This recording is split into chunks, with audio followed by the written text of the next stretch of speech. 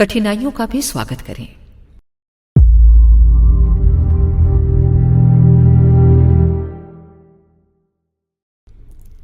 हम व्यर्थ ही दुखों में रोते हैं, अपने भाग्य या ईश्वर को कोसते हैं। दुख तो प्रकृति माता की वो प्रक्रिया है, ईश्वर का वो वरदान है जिससे हम सचेष्ट होते हैं, जीवन की शक्तियों को उपयोग में लाते हैं और इससे हमारे सुखद और उज्जवल भविष्य का निर्माण होता है। सुख को हम प्यार करते हैं किंतु दुख में रोते हैं, चिंता शोक में डूब जाते हैं।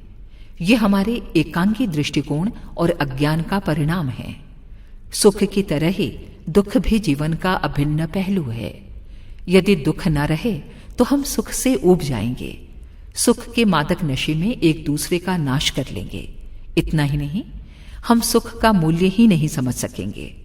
रात्रि के अस्तित्व में ही दिन का जीवन है, रात्रि न हो तो दिन महत्वहीन हो जाएगा। जिस तरह रात और दिन एक ही काल के दो पहलू हैं, उसी तरह सुख और दुख भी हमारे जीवन के दो पहलू हैं।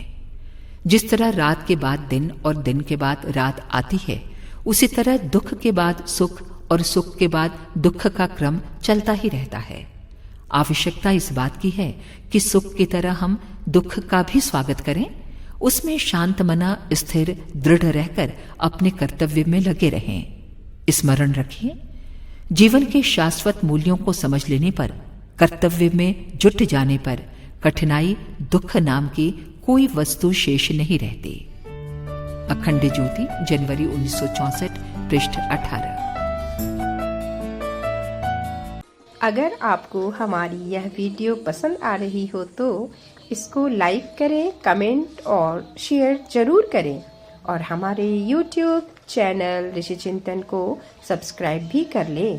साथ ही बेल आइकन को भी दबाएं ताकि आपको आने वाली वीडियोस की नोटिफिकेशन मिलती रहे। धन्यवाद।